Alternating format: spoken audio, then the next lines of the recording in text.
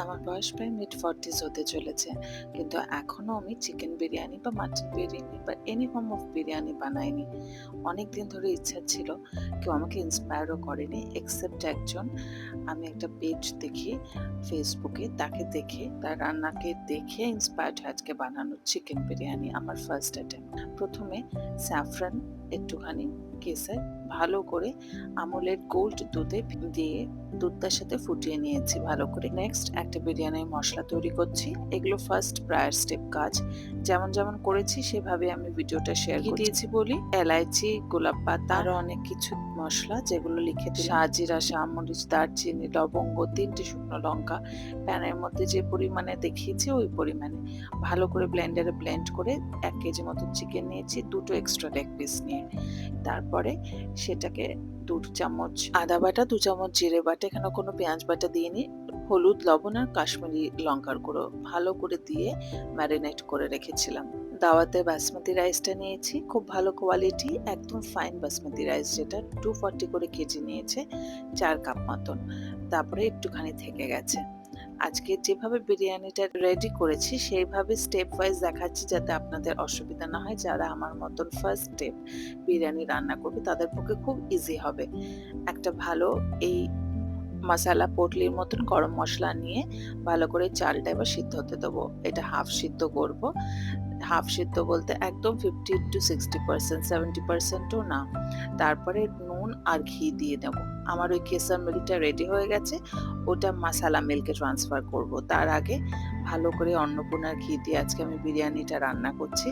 এই ঘিটা আমার প্রচণ্ড ভালো লাগে। Any form of cooking medium যদি ইউজ করি ঘিতে, সেটাতে আমি এই অন্নপূর্ণাটাই প্রেফার করি ইউজ করতে। ভালো করে চালটাতে দিয়ে নিলাম ঘি, নুন দিয়ে। এবার একটু বেরেস্তা প্রিপারেশনের টাইম।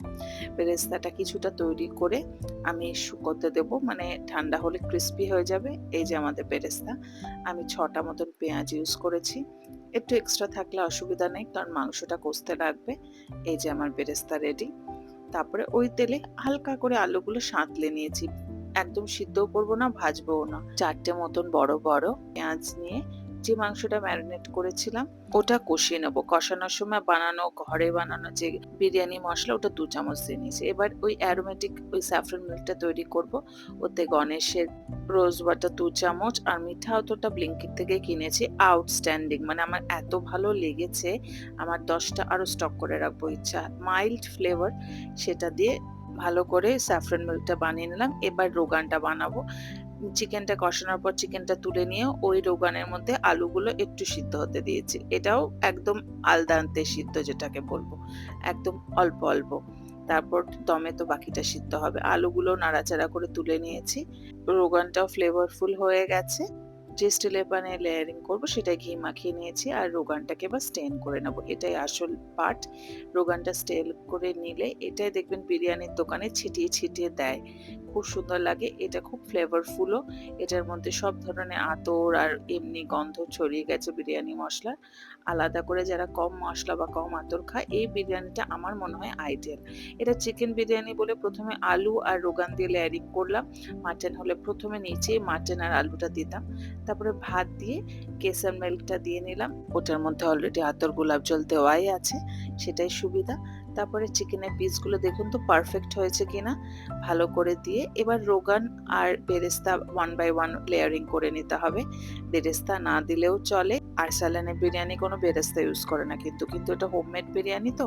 আরসালান বা অন্য ধরনের বিরিয়ানি তারা নিজস্ব আতরটা নিজেরা তৈরি করে, তাই জন্যে ডিফারেন্ট লাগে খেতে। এই যে এবার বাড়ির বিরিয়ানি মশলা স্লাইটলি দিলাম ডিমের সাথে। ডিমটা একদম সিদ্ধ করা ছিল বলে হালকা করে উপর থেকে ফ্রেশ রাইস, আর আমি একটু কেসার মিল্ক আলাদা করে তুলে রেখেছিলাম, সেটা ইন্টেন্স ফ্লেভার করে সেটা উপরে দিয়ে ব্যাস দমে দিয়ে দেবো। এবার বেশিক্ষণ লাগবে না, অলরেডি সব হাফের বেশি প্রিপেয়ার্ড হয়ে আছে, জাস্ট ফ্লেভারগুলো মিক্স হবে, ব্যাস রেডি। কেমন লাগলো বিরিয়ানিটা জানাবেন, পারলে শেয়ার করবেন। একদম লাইট প্লাফি দাওয়াতে এই রাইসটা। আমার টেম্পারেচার কুকিং মিডিয়াম হয়তো ঠিক ছিল, বাট এটা তাওয়ার উপর করলে আরো ভালো হয়, কম হিটে আরো সুন্দর হয়ে যায়। আজকে ব্লগটা এখানে শেষ করছি। ভালো লাগলে kindly like, share and subscribe করবেন।